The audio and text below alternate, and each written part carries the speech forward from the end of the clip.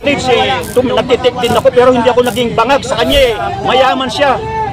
Tuloy-tuloy ginagawa niya. Saan ka nakita na presidente na bangag? Ayaw, kung takot siya, huwag niya iiwas. Puro, ang daming malalaki issue natin issue sa pagnanakaw ng mga congressman.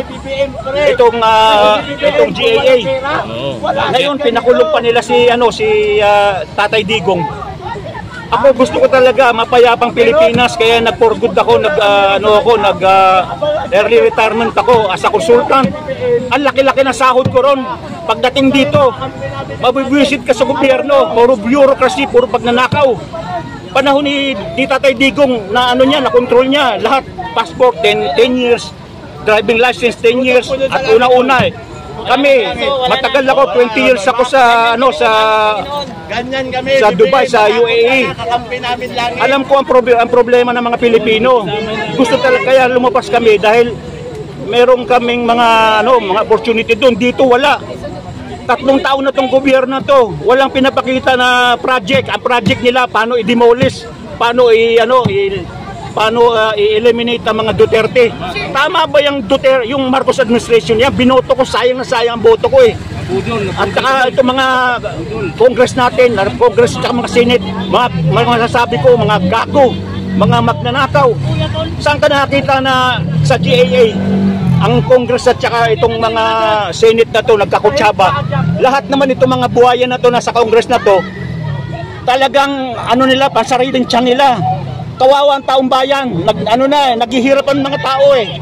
Lalong dumami mga ngayon namamatay dahil sa mga droga.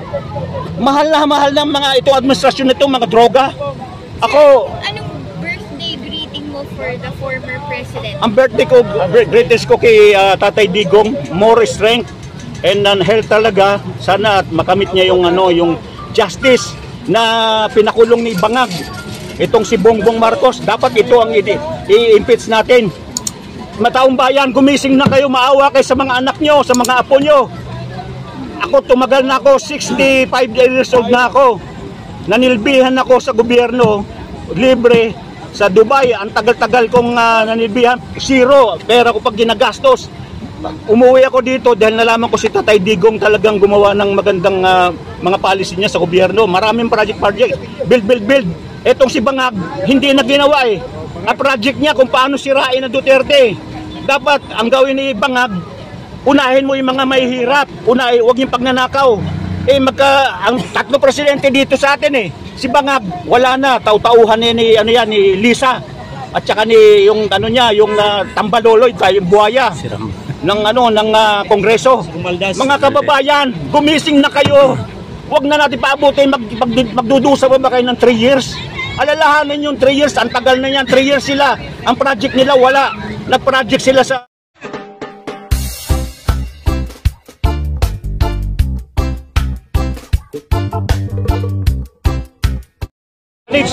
Nagtitik din ako pero hindi ako naging bangag sa kanya eh. Mayaman siya.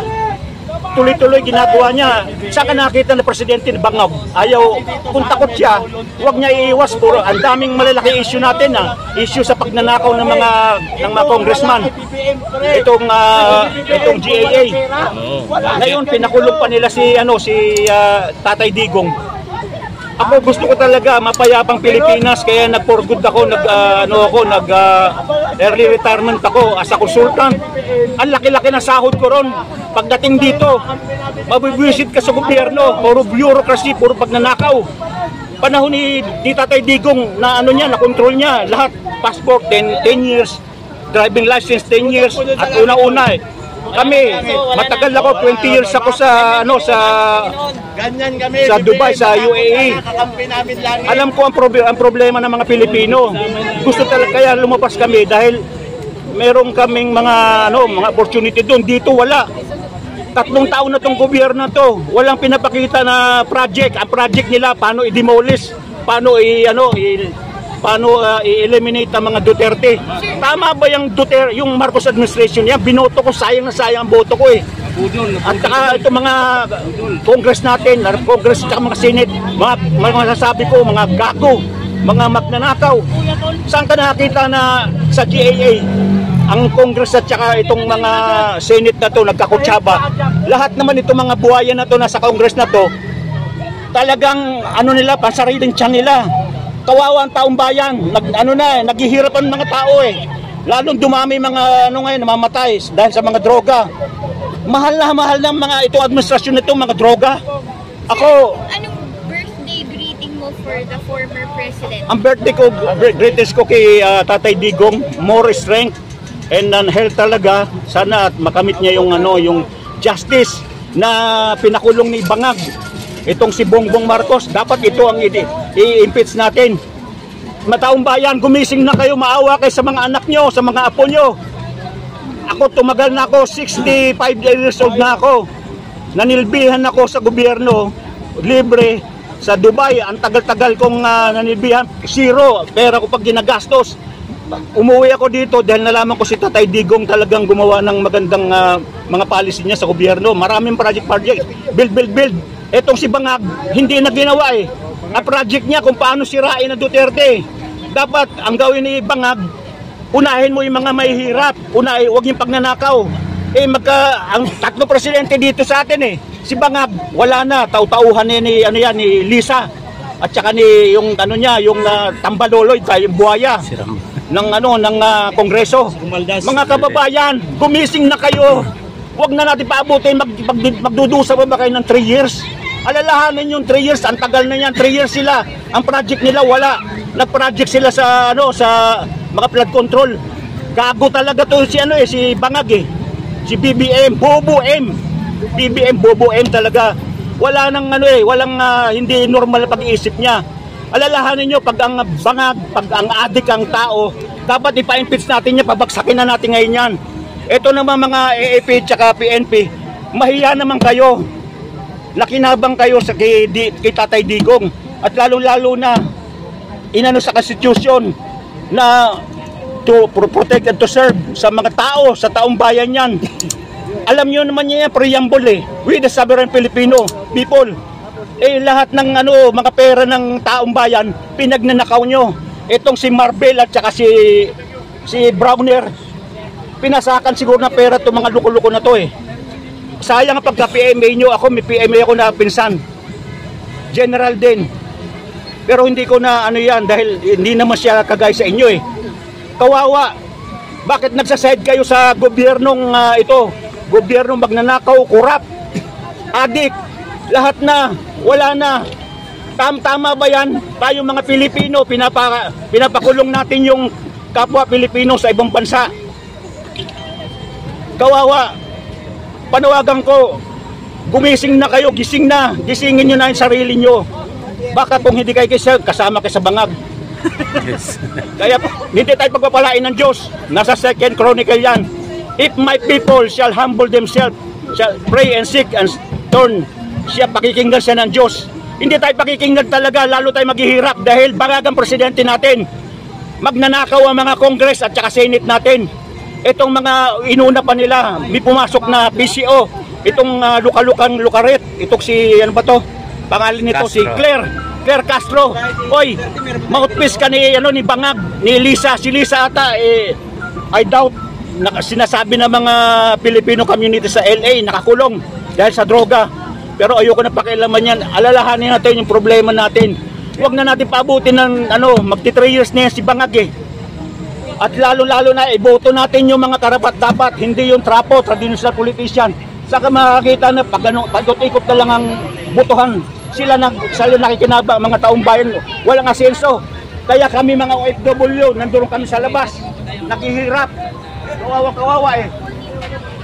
June Climaco.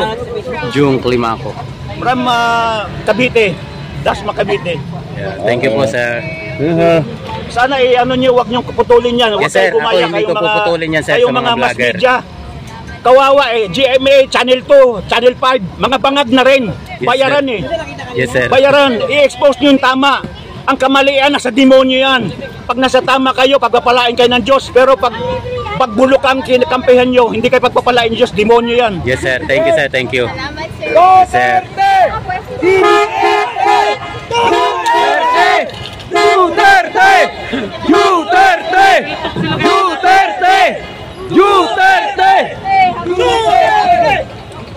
So guys, guys, hanggang doon yan. Hindi natin puputulin yung sinabi ni tatay, no? At wala tayong puputulin doon sa sinabi ni tatay. Talagang ipapalabas natin yan dyan sa aking YouTube channel, ang sinabi ni tatay doon sa kasulukuyang presidente ngayon. So ayan guys, yung aming dulo, andoon na yung dulo. So yan, hanggang doon sa may yung iba, doon sa may mga kapulisan. So ayan, yung aming area. Ilakad ko kayo hanggang doon sa may dulo na yon. Ayan, maraming salamat po sa inyong suporta sa aking YouTube channel. Ayan. YouTube channel po, sir. Joey Washington, sir. Okay, sir. Para maano ko yung... Sige. Yan, maraming salamat po. Andito si Tatay Egong, sumisigaw. Happy birthday! Yan. Tatay Digong! Happy birthday! Tatay Digong! Happy birthday! Tatay Digong! Happy birthday! Tatay Digong! Happy birthday! Tatay Digong! Happy birthday! Tatay Digong! Happy birthday! Tatay Digong! Happy birthday! Tatay Digong! Happy birthday! Tatay Digong! Happy birthday! Tatay Digong! Yan guys. Duterte! Happy birthday! Tatay Digong! Happy birthday! Tatay Duterte! Happy birthday! Tatay Digong! Yan guys, meron pang mga happy birthday! Bay, foto na sa tamo.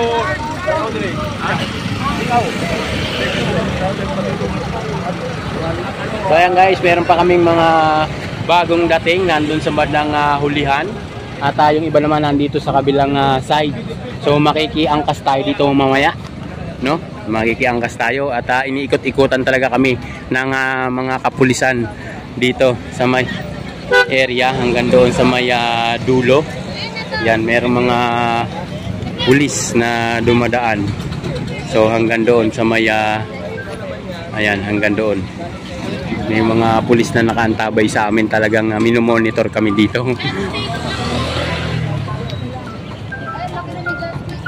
Ayan guys, hanggang doon sa may dulo, ikot tayo hanggang doon.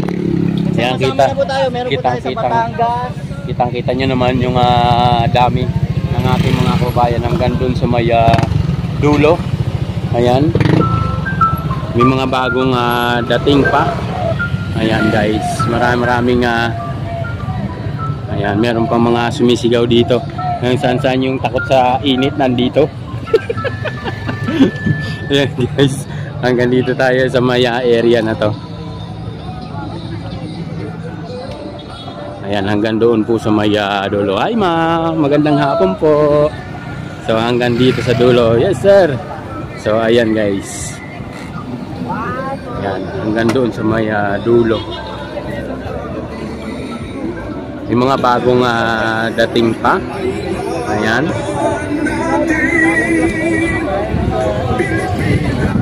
Ayan, yung mga